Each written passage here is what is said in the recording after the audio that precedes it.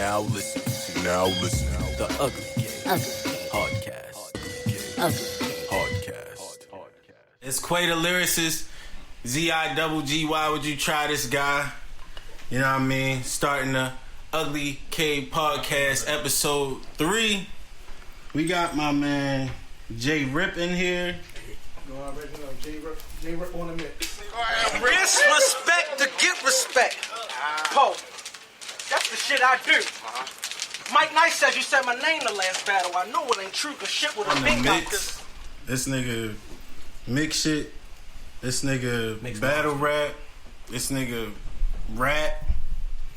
When I say one of the dopest people, one of the people that really need to be known out there, you know what I mean? He behind the scenes of a lot of shit, you know what I mean? And yeah, niggas need to know him. And we also got my man's Knowledge here, repping DBO. Welcome to Points on the Package, just a percentage of fire. Light your matches. I kill beats, put them in caskets, all in bandos. Chris and That's a lot of them motherfuckers. I ain't gonna lie. They came here heavy, bro. They got my man's fucking Dskillz here. Dskillz Harris, aka Skills, nigga. Talk that shit. Right? I'm one of the illest niggas alive. Watch me prove it. I don't just talk about battling, I really do it. People ruin the city scene, and I'm the polar opposite. We global. My man, so local shit, I try to stay for a long fucking time, this nigga done. I love this nigga, but I hate this nigga. Black Chakra, supreme killer, it's a different vibe. All your soldiers and some suckers need a different drive. Street eat you snitches like pussy 6969. Why is that how everybody talk about me? This is literally the first nigga I ever battled. the nigga that made me wanna battle, bro. Like, yo, what is this? Okay, this is how you do it? I'm gonna fuck you up next time. You know what I mean? No, that shit was, I'll tell that story too. That shit was so petty. That shit was such a petty ass thing. Yo, it was all our jealousy. So look, bruh. So Quay so everybody was talking about Quay. We was in high school at the same time. We was both in 9th grade. And you know, I'm out here battling upperclassmen. That's how I'm making my name. You know, fucking these upperclassmen up. Because most of them was drunk. Anyway. Real shit, to be real. With the exception of like Tyshawn, all them niggas was drunk. Yeah. Anyway, I'm doing all this shit. I feel like I'm supposed to be the most known nigga there. Niggas go, you heard Quay AM to the PM freestyle? I heard that niggas told me about that shit in the morning. Niggas told me about that shit in the afternoon. Niggas told me about that shit when I went home. So all I'm thinking is like, damn, I'm sitting here murdering all these upperclassmen and shit.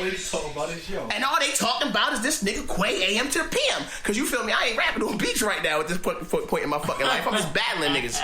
So then I come to the cafeteria, they asked him to spit it, and I'm sitting at the table looking like a bootleg ass Eminem with my gray hoodie and shit. He was mad as shit. Mad as shit. I swear. Mad ugly as shit too. He rapping that shit. I mean, he killing it. And I was like, that's cool, but do you battle though? And it's like, that shit was real fucking corny. But it was all out of jealousy because that AM to the PM freestyle was good shit. And then after we battled, we ended up getting in a rap group together.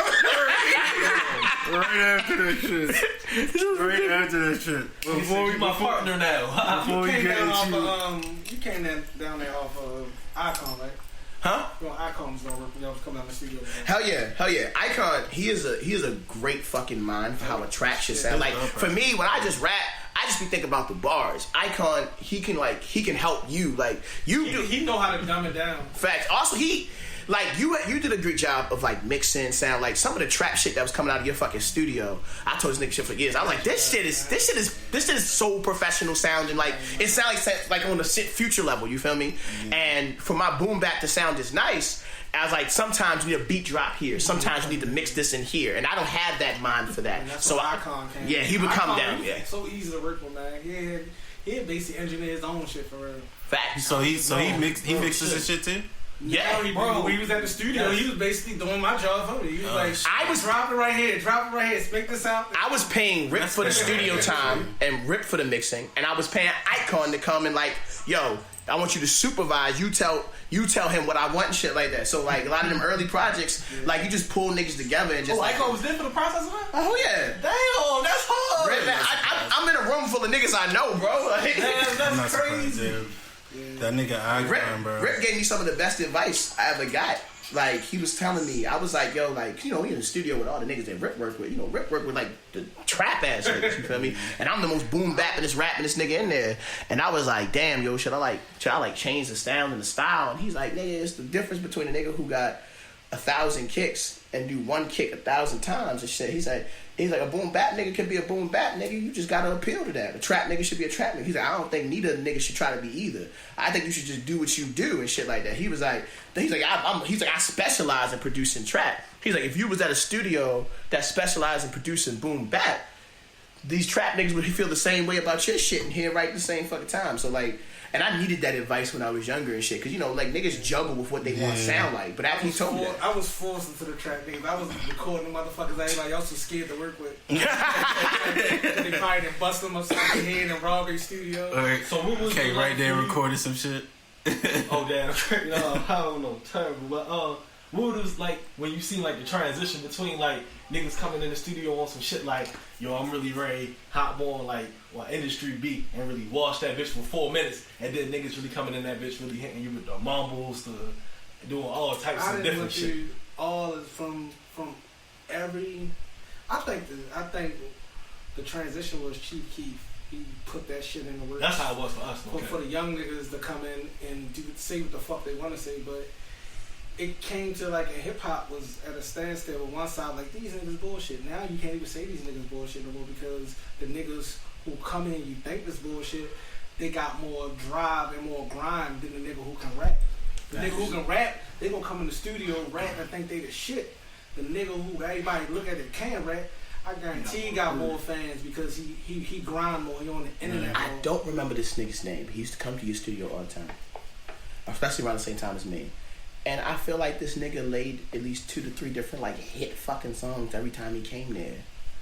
Like his shit was. Oh, it was the auto-tune dude. Yep. Was it Lotto? Yep, it was Lotto. It was Lotto.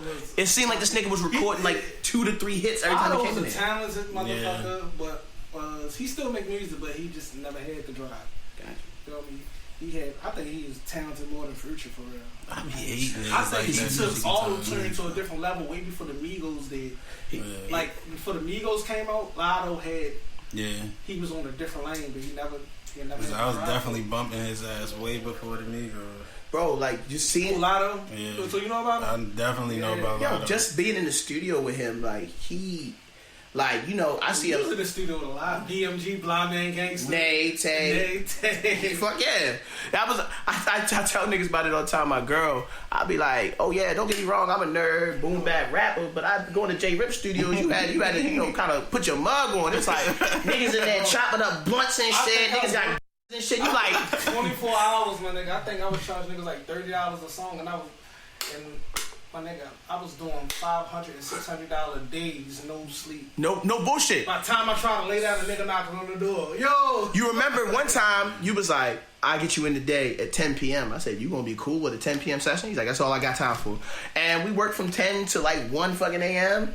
And this nigga, you would never know, like you was up and shit, but also, how the fuck was you so calm with all that shit around you, bro? Like, groups of niggas. It was like 12 niggas in the studio. I feel like I can answer your question for you, cause I ain't never been in your studios or nothing, but being around you, I feel like it's just off of the respect of Ripp. Like niggas know what Ripp about. Like I can answer that automatically, cause like I ain't known this nigga longer than what, like a couple years. Just when I started battling, and just off of the respect that he was giving me, it was just like, yeah. And then niggas was like, yeah, that's J Ripp. And then nigga, as soon as they told me that, nigga, that's automatic. As soon as you walk in my door, it was personal business.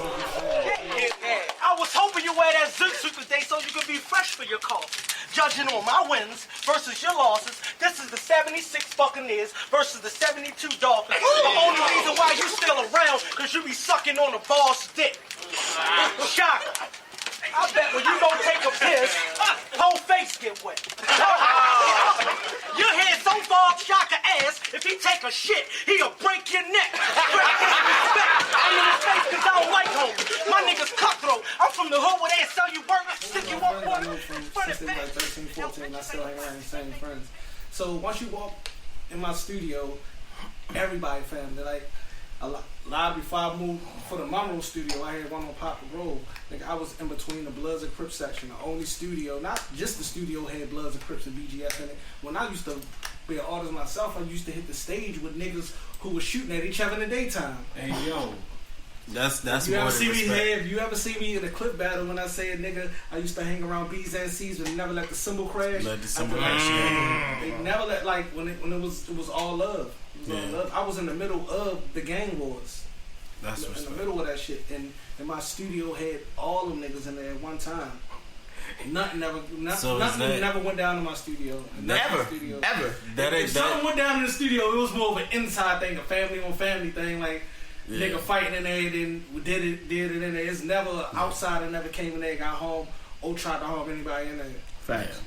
So did that kind of lead me to ask, like, with like your style of rap and your background, is that what would you call it, like, that give you more comfortability, like when you rapping, like, cause I didn't realize, like, and that's why I was saying on the live before, like, I was like, bro, I know the whole get respected. I mean, disrespect to get respect. I get that. I always knew that, but I never realized how deep all y'all, like not just you, all y'all niggas, y'all so sweat. Any of y'all dig deep in the background of niggas. You feel me? So like, what is it because of your background? Is that what give you the confidence, or you just like? I think the confidence.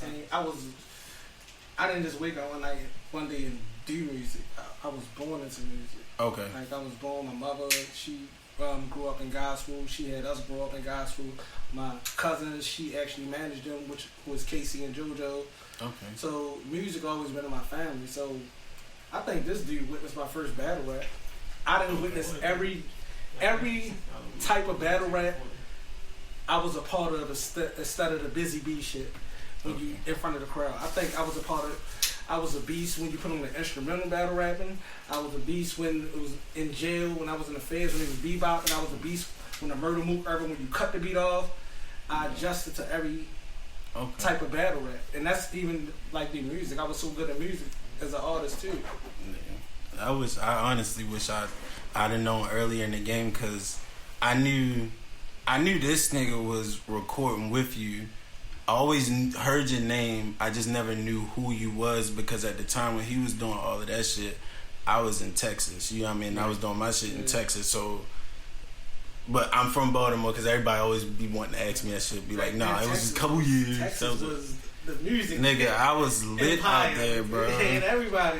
I was literally out that bitch performing 3 times a week. That's how lit it's in Texas. Like, you can go to some shit and set your whole schedule up. You ain't even gotta go out of the state. You can have a whole fucking tour in Texas. I wish you could just record 3 times a week in Baltimore. You could just be an internet rapper and nigga. You don't even gotta hit the 5 seasons no more.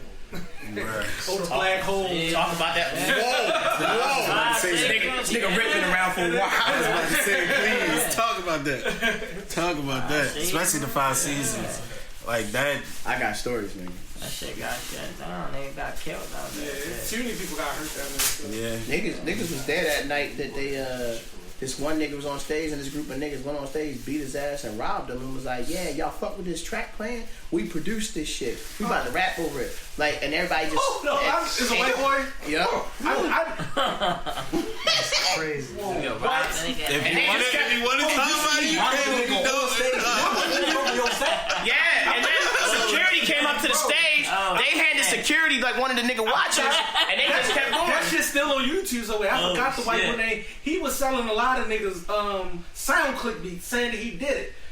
The same white boy another white boy called him the flea market, and he was like, no, not here. You remember that? Remember that YouTube one? I forgot the dude's name, but he was... Yo, y'all really came from a different era. Oh yeah, bro, that's different. They handed the DJ the nigga watch. Right. The DJ was like, alright. That's crazy, because I was with the... I was kind of signed under the Raw Doc niggas. The Raw Doc niggas did that. Yo, I was like, man, my YT niggas, we was signed under them that time, but... The DJ Brown went up there and took the nigga shirt. He had the Raw Doc shirt on, but he was selling a lot of artist sound click beats. I mean, every artist hit the stage. It was a sound click beat that he just sold them. So nigga caught him. Imagine going on SoundClick, a nigga that charge you $100 for a beat that you can get for free. SoundClick, damn! Yeah, like, nothing. He was finessing. Everybody's going on SoundClick. Yeah, but he was selling people SoundClick beats, saying it was his beats. Saying it was his. Niggas, like, that shit we gotta get this nigga because he's still. He probably was selling niggas the same beats and all that shit. So that bitch like 4 times. Shit. Going around when he got slapped by another white woman in the flea market, and he was like, "Is he not in the flea market? Is he?" I forgot to do that. Niggas got fun. That shit's wild, yo. He hosts that bitch. Niggas got shit, yo, Jacob, niggas got sample that shit. No, it's not in the flea market, bro. Oh shit. Niggas got sample that. Lord. So, Oh my god. I guess what I want to ask now, since, you know what I mean, it's an opportunity to switch subjects real quick. POTP. Like, when did y'all, or who did, I kind of feel like it's this motherfucker over here because I was kind of thinking between the two, but who thought of the title and explain to the people what that mean and why y'all came up with POTP? I mean, I'll throw you the oop, yo, you can dunk that bitch. Like, You want to start? yeah, I'm gonna start. Yeah. Go ahead. So basically, there's a couple famous sayings from The Wire, like, but beyond that, it started off as a joke because we were on IG Live. Now I was on IG Live with mutual homeboy. My man was on IG Live, like shirtless, drunk and shit, talking to me. So I jumped in the live, yo. And when dude seen I was in the live, yo, he was like, yo, Skillz, yo, fuck with DBR, I want to be down by law, drunk and shit, all in the camera. Yo, this nigga Knowledge dying laughing, right? But it's like on the tip where he not trying to be loud, but you can still see this nigga, yo. Knowledge called my phone like, nah, yo, we got to think about that shit, yo. I'm like, nah, yo, it's already mad heads anyway. We already splitting the pie mad different ways. Like, we came in here, 5 deep, but anytime, any given place, we could be 20 deep. So, anyway, I was like, nah, yo, but what we can do is, if he want to help promote us, we can help promote him. So instead of just putting you on, you can get points on the package. So we was laughing, then we was like, nah, nigga, like, really though, like, we should really start doing that. And then also, that would be a hard ass name for it too. How you doing? We talking about points on the package. Hey, yo. Alright? I'm one of the illest niggas alive. Watch me prove it. I don't just talk about battling, I really do it. People ruin the city scene, and I'm the polar opposite. We global, so local shit, I try to stay out of it. So-called bar guard niggas really be novices. Not using your brain is the best way to get your knocking. We made a tape, and like there's different wire references all throughout, stuff like that. That's mainly what it came from.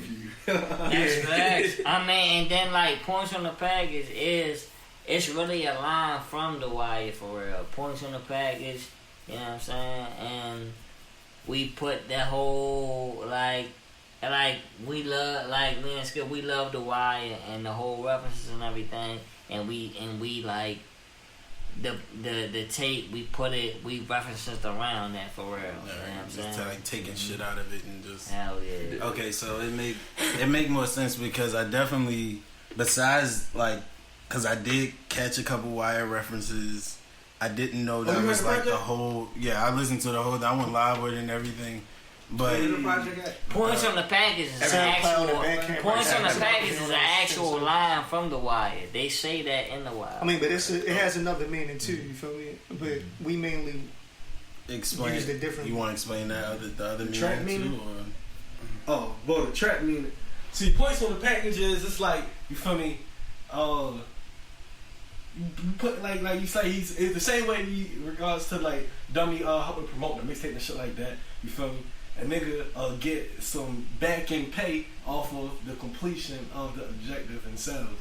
And okay. Yeah. The back So that's the point of the package. Okay. But then if you look at The Wire references, we all from Baltimore. You feel me? And we do like The Wire. Shout out to Miclopedia. And then look. It's just so relevant. Look at, I mean, rest in peace to Michael Williams, man. Michael Williams passed, man. He passed and everything, and then we was talking about that, right? It's crazy how we sampled it. He was like, it's all in the game. Yeah. Right. You know what I mean? We sampled that part. And different things that we talked about just kind of came to fruition in different ways from the tape for real.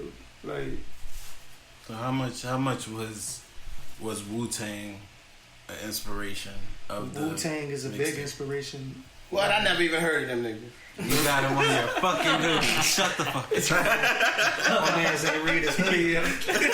He said, "Oh, this looks good." I'm on today. season 2 of Wu-Tang. I swear I didn't know them dudes was like. Yo, this shit crazy, right? I don't even want to use the word gangster. Like they more. I say militant now. These dudes is smart because what they went through with each other, and outside of each other, is in a comeback to the mind state that they.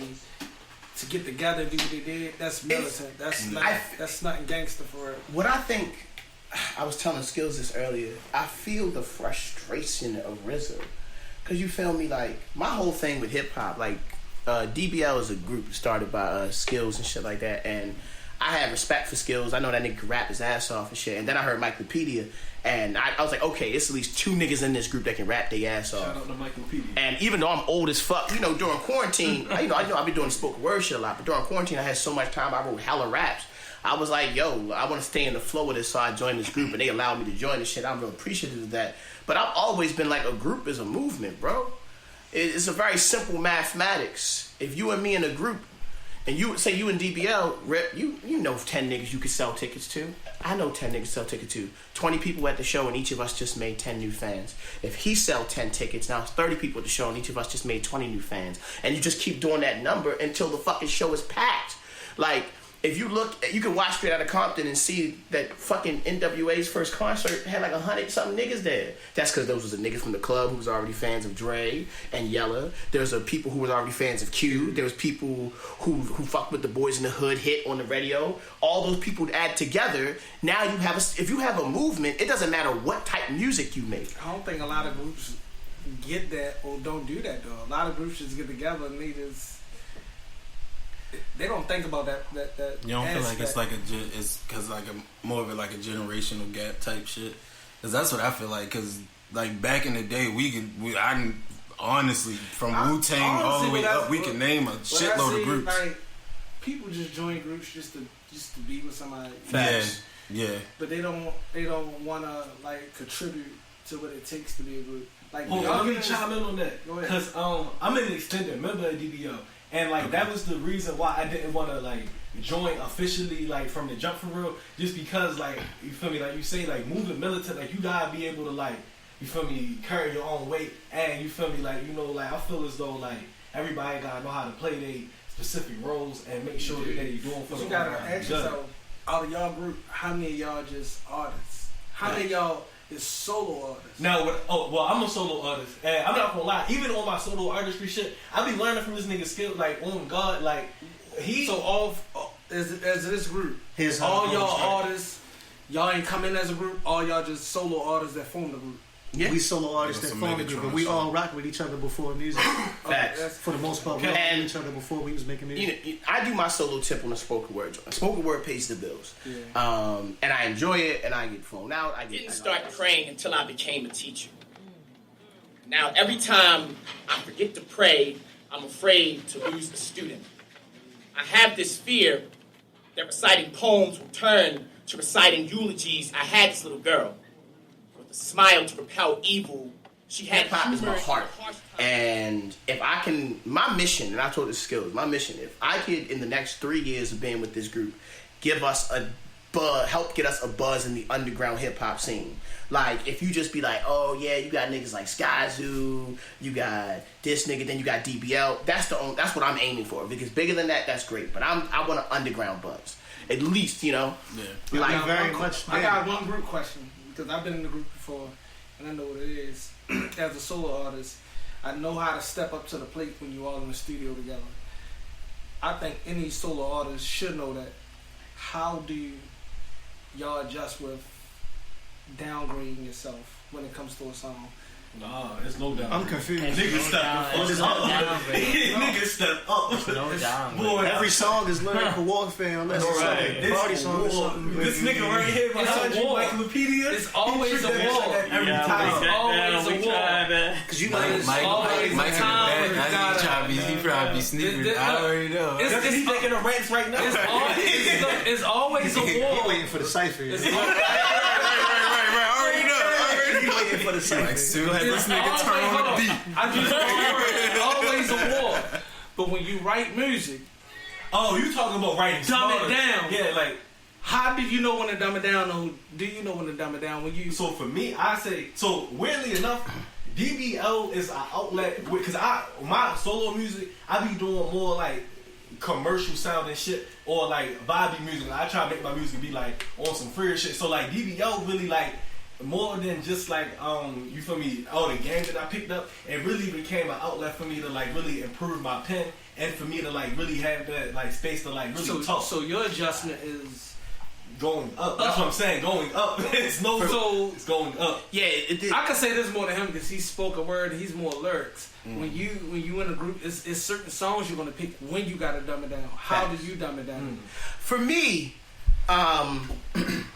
I think the dumb it down process is doing it on beat. Because in spoken word, it doesn't matter what rhythms I choose, what patterns I choose. I don't have to stay to a metronome, you know? So because I don't have to stay to a metronome, I can say whatever I want. I can fit rhymes in places there aren't. They shouldn't fit because I have break metronome down for the dumb people. People don't know 1, 2, 3. Yeah, rhymes measured through beats per pattern that are written out and breath. So that being said, take notes. So because of that shit, like I can do whatever I want in spoken word. It's one of the reasons I'm so successful in spoken word. Like your average spoken word artist is just a poet, and they wrote a poem and shit like that. When I write a rap. You know, I'm trying like, what's the dopest shit I can say? Dopest here, put it here, but it has to make sense here and shit. Mm-hmm. So it's literally like a timed punchline. Spoken word, punchline. Exactly. But a lot of poets don't have the rhythm. Cause then in spoken word, because it's so colonized by white people, they'll fucking tell you, oh, that rhyming poetry shit ain't good. I'm just like, then why is Jay-Z a billionaire? Then why is Smash selling out events? I'm gonna tell you why he a Jay-Z fan, because Jay-Z told him years ago to follow the bass line. And the bass line not even the beat. Fact. It's just you making your words where you want to put them, and the beat follows you. Hold on. Let me say something. That's a fact. Okay. No. Let me say something, bro. Well, as far as with DBL, it's not no dub it down. We're all trying to upgrade each other on verses, right? All right, if you look at listen. Yo, no. I'm not cut your wisdom. Let me finish it. But let me pardon me real quick, yo. I wouldn't say dumb it down, yo. I say it more as completing an assignment, yo. You don't want to bar niggas to death, yo. It's still entertainment at the rest of the game. So he's not saying dumb it down, yo. What he's saying is like some songs are purposely commercial. Some songs you need to just complete the objective of making an enjoyable song. We not trying to give niggas fucking protect your neck, seventh chamber every fucking song. It's like the difference between we don't sacrifice and ring for real. Exactly, but we don't sacrifice the pen either. We can do both. We can give you something that's entertaining, like Drunk by Law. That song is fun as shit, but we still barred niggas on that. And I'll say the difficult part is like, I think interesting enough. I would look at him like, is it weird for you to step into this boom bap realm and then have to figure for that? Because for me, when it's time for the beat switch and it's time for us to do the new thing, I don't have no problem switching flows. I mean, I know how to rap. I mean, like you know the beats per minute. Nothing changes. But that being said, it is weird sometimes. Cause also, yo, I'm not gonna lie, yo, I feel old. I'm 32, yo. You feel weird about hyping on certain songs. You feel me? Like, see, the boom bap thing is rare. like, It's rare. I'm gonna tell you a secret about the boom bap thing. I grew up. I ain't gonna say I grew up. I came in as a lyricist, but what fucked me up, my audience is gangsters. Facts. Because I grew up in there. I always knew how to rap good. Yep. So I always came in and I catered to my audience. So when I played dumb, I was smart, but I played dumb. So when you put me in front of somebody and say, I want you to rap, I'm going to play to my audience. until my audience gets some smart niggas, and then I gotta kick some smart shit. My audience, especially for hip hop, for poetry, I have like a nice large audience, which is really great. I'm very thankful. But for hip hop, my audience has always been like niggas who like 90s and early 2000s rap. 40-year-old niggas, like niggas over the age of 40 think I'm the best thing since Beanie Siegel. like, you remind me of. You ain't aggressive. When I first heard this nigga spit, yo, it was so funny because like, yo, he did his poem and it was like, yo, the pacing of the flows was up tempo, and this nigga looked him dead in the face. Yo, you know who you rap like, yo? You rap just like Cassidy. This nigga was sick. That's when casual rap niggas. I don't like that shit at all, bro. Like this lady heard a song of mine, right? And it was like it's a single. It's called Top Down with me and Webb, right? And it's like some like chill coach type shit, right? This lady heard it and she gonna be like, that was nice. You remind me of Wale. I was like, what the fuck? You always gonna get reminded of something. But here's the point, yo. That was good. That mean it's good, yo. But you can't compare me to Sometimes when you listen to people's music, it remind you of somebody else. But as an artist, it kind of feels sometimes the reminder is not a sound. Like if somebody told me I sound like Logic, I'd be ready to strap. Sometimes people it's like, oh, I do, huh? You like Logic, but it's like, bro, I'm trying to go above this nigga. You feel me? Like this nigga, like even earlier, the nigga said I sound like Schoolboy Q. You know how much I've been trying to like beat that. You know what I mean? Just that alone, like that shit is crazy. Did you go to Morgan, yo? Walbrook, baby, school hard knocks. Talk that But shit. yes, it is. Talk that shit. I wanted to ask you again. Alright, so you said Jay-Z told niggas to follow the baseline. Elaborate on that, because you talking some shit right now. I'm trying to understand this. You get a beat and you put on a beat. Don't nobody follow the baseline. Nobody. That's why when you get Jay-Z, he be off the beat, but he follow the baseline. Dun, dun, dun, dun, dun. I call it Ola Ovito. That's what it is. Yo! That bass line was tough. You can see that bass line, but you can't see the other song's bass line. But Jay-Z rap way different from now than when he used to rap. Jay-Z used to rap fast as shit. Like we still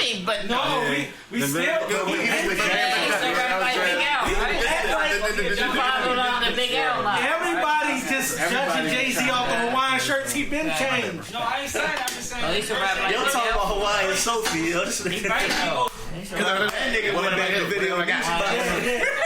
Oh, nigga came back. Nigga, what nigga who? Y'all went to stretch my He gave y'all that OG Jay-Z right Have you heard his latest song, Going to Jail, with Kanye? That shit. Guess who's going to jail? He killed the bass line on that shit. That shit was. He killed the bass line, but the baby killed that song. But the bass line is. That's what Jay-Z told people. Don't follow the beat, be the beat, and that's why he's a Jay-Z. It's not too many lyrics. Because it's like if you listen to if you just go by snares. I'm not gonna say it's like a limit to what you can do because it's like you could create rhythms out the ass. Yeah. But following different forms of percussion on instrument is gonna give you nobody follow the bass line. But there's only one rapper who did that, and that's who Jay-Z learned from. Big Daddy Kane. Facts. Kane was Kane was the most ill and chill at will. Teach him a skill that's real. You know, stand still and chill. It's not built. That was big. I feel what you were saying earlier, bro. A lot of MCs, yo. Niggas don't understand this difference between making a good song and making a record, yo. Like this is the difference between the two. Why you think why you think them two artists took the background and let they quarterback Jada Kids take over their verses? A lot of groups would be like, I want my verse in, I want my verse in. No, these motherfuckers came in, they ain't worried about their verses, they let Kids take the lead. That's why they killed them. And that's why they killed it. And they backed him. So for you, Skillz, what do you think is like the hardest part about being in a rap group? Yo, everybody got different temperaments, yo, and it's like we all fuck with each other outside of music, so that's a beautiful thing. But like, I feel like the hardest part of being in a group is, yo, I really don't know, bro, because we don't really. I would say outside forces, or sometimes if somebody say some shit in a review niggas don't like, that can have adverse effects, yo.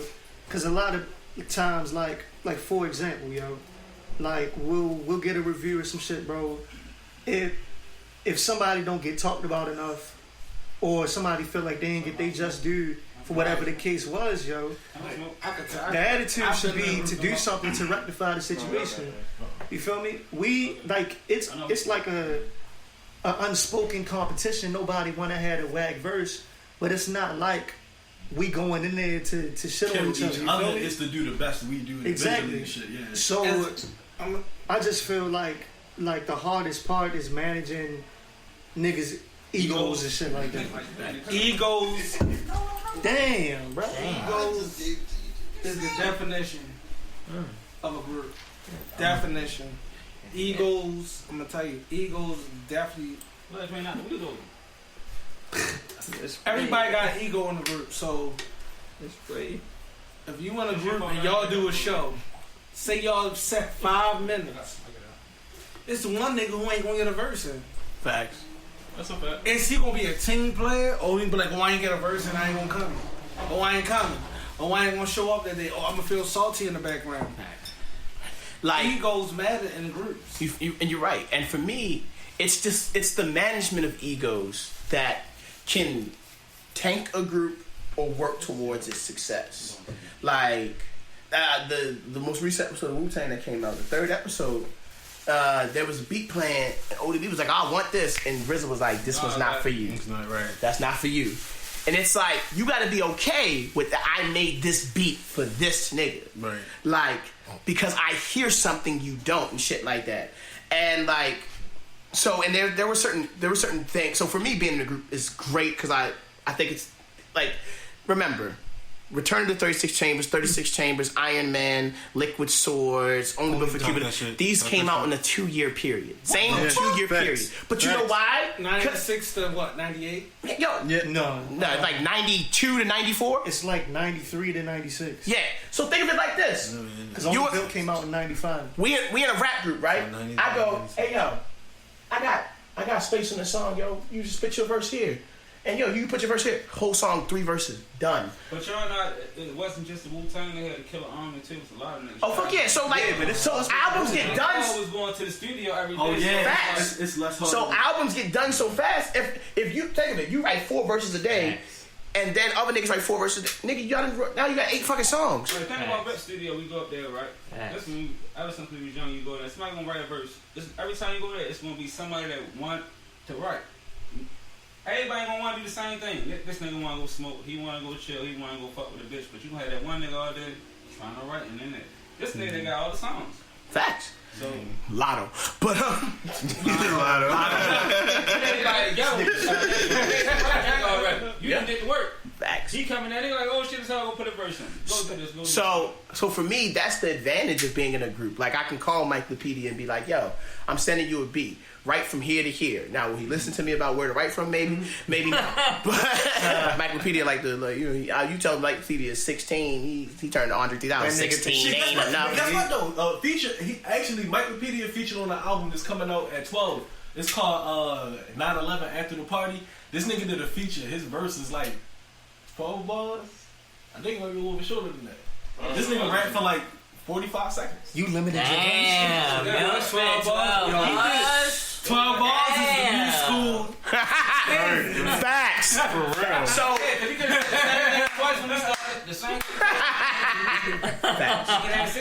so for me, like, I just like it takes a load off the work and shit, and then studio time becomes cheaper. It's like you tap 10 niggas. Each of y'all pay $20. Y'all got the studio for 5 hours now and shit like that. It's just better advantages. I think the stress of being in a group sometime is there are group expectations and then there are solo artist expectations. Like they crash a lot. Yo, that shit crash a lot. Well, go ahead. For me, I'm one of them niggas who like I miss to do everything. I do spoken word, I do rap, I even go train wrestlers and shit like that. You know, I'm getting bored. So that being said, I got this show this date, but then the next day I gotta come back and go on the road with y'all. So I don't get no time. Like, and it's like I go from performing spoken word, making 300 here, and then I go on the road for this rap show, making possibly nothing. You know what I'm saying? But then it's also like I got this solo album I gotta write, but also the group album gotta write to that at the same time while doing spoken word shit. So it's like, yo, it's literally I'm never not working. And the reason I do poetry for a living is because I wanted to do something I could feel like I could do without feeling like I was working. But yeah, this shit is work, bro. Like, he'll tell you, like we talk about doing the assignment, nigga, yo, he sent a beat. Right to this. Got you. Group shit is hard. Group, yeah, it's difficult, bro. Let me tell y'all something, right? It's like this, right? When I got with DBL, yo, it's because this nigga is so nice. And this nigga right here is so nice, yo. It's like, yo, it's like getting with the Lakers. You felt like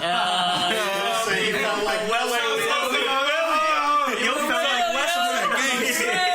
So you game 3. So you Derek Fisher.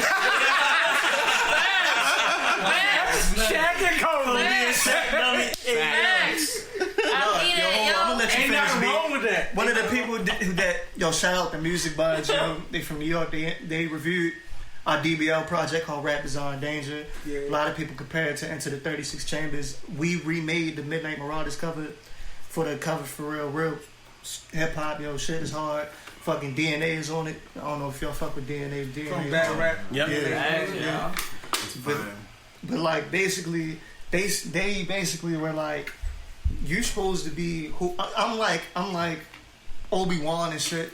You would be Darth Vader. That nigga's supposed to be Luke. That's what they said. That's what they said on the podcast. Right. They was like Black Chakra was Darth Vader, Dskillz was Obi-Wan, and Miclopedia was Luke Skywalker and shit like that. And like the plethora of the review was them talking about the three of us. Now it's like what 12 niggas on the tape. Yeah. And so certain people felt some type of way. So let me ask you a question though, because listen, I never heard of y'all before, right? And I'm Baltimore nigga, and I love nothing but Baltimore music. So how long y'all been together? DBL has been an established group since what 2000. It's like we didn't get real serious with it till 2016, but we didn't drop the first group tape till this year. So that's how many projects do y'all got together? We got one group album, but I have multiple solo albums. You would work with mad people. Like, you'd have to be in the spoken word, know me. Yeah. These niggas be knowing each other. Bro, this nigga dope, man. He got this NFL shit, man. There's time right there. It's viral. I definitely want to hear something. We can get into some bars too. We'll definitely play some shit. Shit is viral. That's why I do this shit. And that's why I asked the question. Like, you dumb it down because I was in a group where I had to. I had to dumb it down. I got a question. That's wasn't it?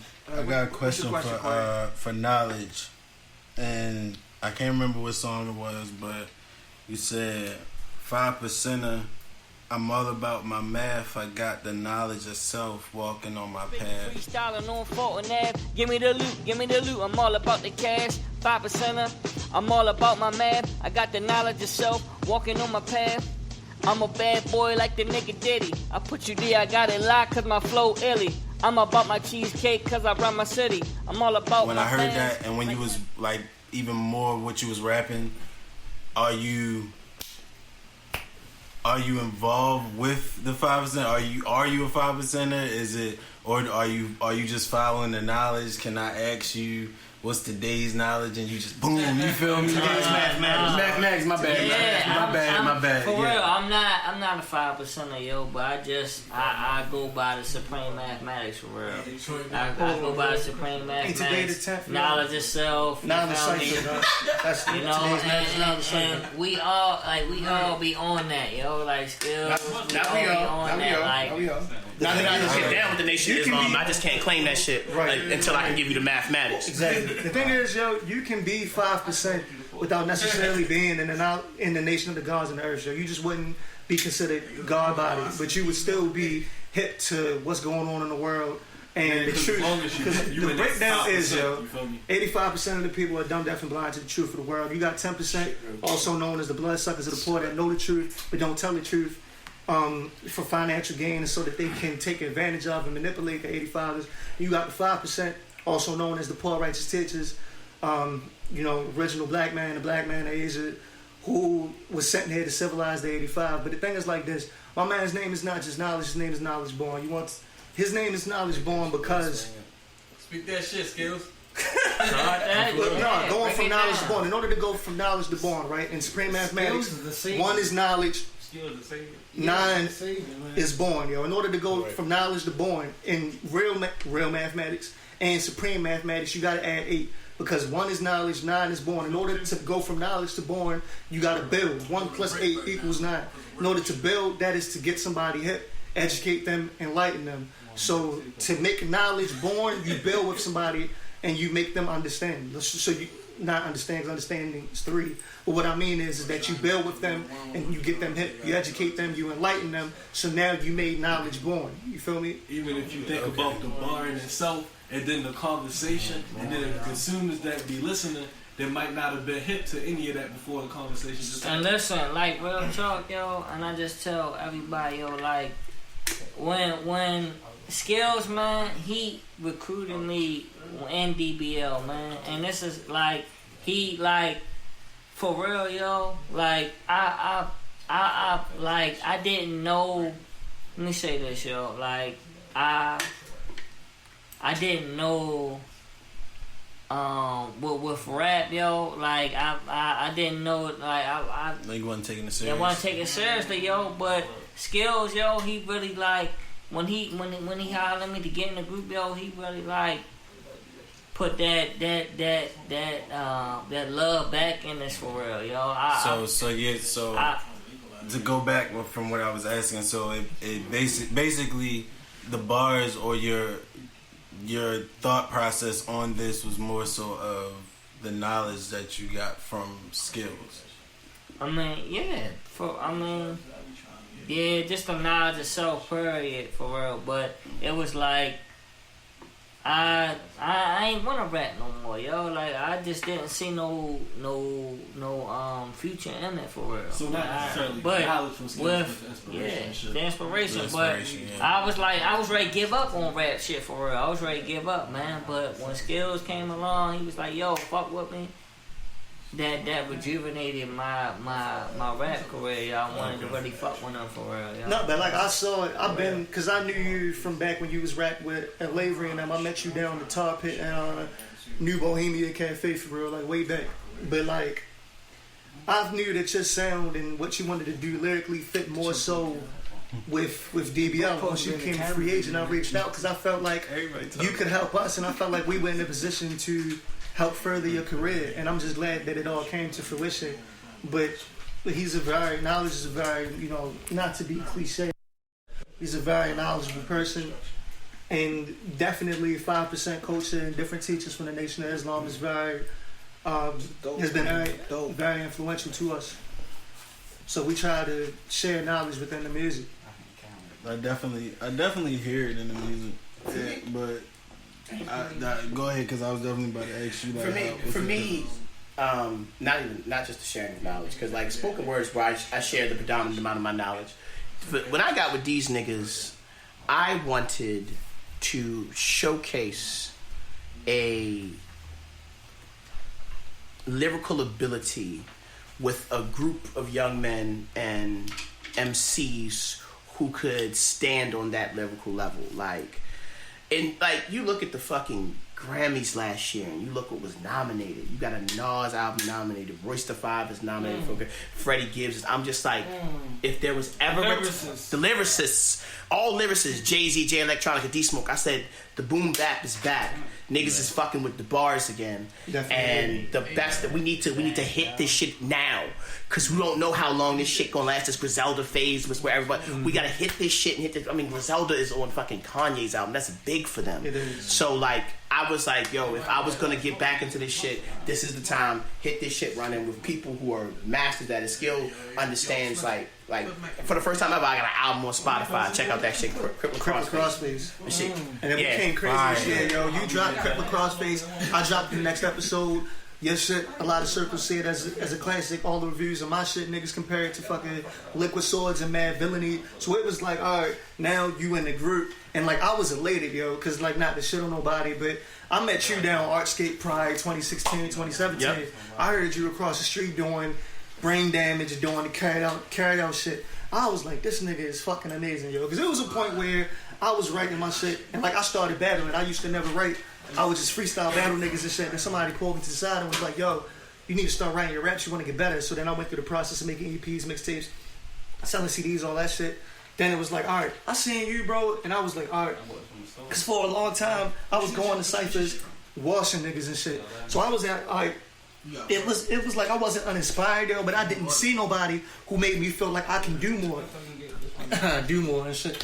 Feel me, like poetry. You know what I mean? I do more than most MCs. I slam poets. You know what I mean? But like, I remember hearing you rhyme, yo, and then I got introduced to you, got on stage and shit. But I was like, yo. And then I tagged you on my shit, and you was like, yo, you wasn't lying. I told you I was nice. You was like, okay. Then you went home and watched my shit and was like, oh, this nigga's nasty. Yeah, it's actually fucking nice. Right. And then I was like, yo, like that inspired me to really up my shit, because for a long time, wasn't no nigga around me that could fuck with me, bro. Like, I don't care how niggas take it. It is what it is. History can prove that shit. But like, I heard you rhyme, and I was like, yo, like I can do more, yo. And I really like pushed my pen. So when niggas told me the nigga Miclopedia, I don't know why he acting all quiet and shit. I know. He didn't shoot in the cut. That nigga Mike was like, yo, Skillz, I got some great news for you. Y'all talking about the whole time, Simran? Yeah. That's what I've been saying. You been chilling. Yeah, never want to say that. I swear to God, the whole time, bro. I heard what y'all was talking about. Nigga. Yeah. Y'all seen I ain't give Slimmy or Mike that intro like that. So y'all niggas need to really say Mike got something. Mike didn't. Yo, Mike. Hey, yo. Yo, Mike, do your slogan. No. Not yet. No. Mike, do your slogan. Do your slogan, yo. This nigga don't even battle, but got a slogan. Do your slogan. Oh, man. You doing poetry, bro? Yes, nigga, your slogan. Fuck was it? My name be getting around. Alright. So alright. So let me go into a full introduction, right? Making influential content harmonically affect everyone's life, and I'm a rhythmic, articulate poet painting everlasting reality who have influential power of healing our people. But for short, my mama named me Michael, and I'm a rapper hip hop. But I also go by the Miclopedia, prepared for any type of media. Please believe the hype define because my light shine bright, so follow that light is leading you. And I'm gonna keep it short, but I feel like I'm the only one. Hold on, no. That's his ending. Yeah. You don't gotta do them both, nigga. You good. You good. He was about to do the shit like Hold on, let me do the ending though. I want to hear when he but when he done, I gotta finish the story, yo. Yeah, go ahead. So I feel like the juggernaut because it ain't no one stopping me, or I feel like Floyd Money Mayweather, it ain't no one dropping me. There's no hold on. Cause I ain't doing it so long, it's been a minute. But I remember one of the next bars was, cause I did it like last year, I was like, we got Corona, but I'm still trying to find a cure for Bobby. And then I was like, now it's no one else you can compare after Mike. And my worst weakness and only weakness as an MC is when I have to pass the mic. He does that shit every time. He does that shit every time, and then does 5 minutes fire. Here to send a message while I blend the essence of hip hop. There's no pit stop, don't get stopped. Hoping no more homies flip flop, but the snakes hit stops cause they hope somebody gets shot. But yo, let me finish the story. So he called me and was like, Skillz, I got some great news for you. I was like, word? He was like, nah, I'm gonna tell you at the studio. I'm like, yo, what you got to tell me, yo? Then he was like, yo, Chakra coming to the studio. I was like, word, okay. Chakra was like, yo, how y'all niggas feel about getting a new member? I almost jumped out my skin, dude. I was just waiting, yo. Look. I ain't gonna lie. I can rap on a level as Chakra, but my audience is to get a new member like that. What the fuck do you do as a team? Just like what I'm gonna say? Honestly, like he already came. He came in. Well, that's in the I could be down 20 points. I had to give nigga. I had to literally deal. Chakra, do Mike? No, I met. I explained that I met him at Oskin. Yeah, I met, and then we had raps. Joint through Mike. Yeah. Like just I remember breaking bread just to get a meal. You niggas had an all-star, I had to bring the skills. Cause you niggas always be trying to go and be a merit. Copying my flow, now you niggas sounding like a pair. Riding in this joint, you know that we always litty. Rolling with Justin Jefferson, now I'm just doing the gritty. Had a great foundation, became a so-and-so. Now my niggas riding with the 9 and feeling like Nick Foles. Too many it's crazy you said that because that's it. Look, like I said, I had to deal with this nigga at his fucking prime, bro. At his prime, at all of our primes. You know, when you first start rapping, you got that one motherfucker that you gotta rap like you go back and you just kind of take something out. You put your best this right, and you gotta kind of switch. You gotta make this nigga and a lot of other niggas in Woodlawn was on that. I take your mother and put my hand up a pussy and take out her intestines. But I was like, stop talking about Mike. Stop talking about Mike folks. Stop talking about Mike folks. That's the real one. That's the real Mike was terrible. Yo, Mike folks was saying the most wild shit. I kick your mother uterus out the window. We was like, yo, what the fuck? You know what? This was I'm gonna finish this story. Somebody never tell you this. Sometimes it's not the artist prime. It's just the time prime. Yeah. Facts. Because maybe the artist can't say that in this time.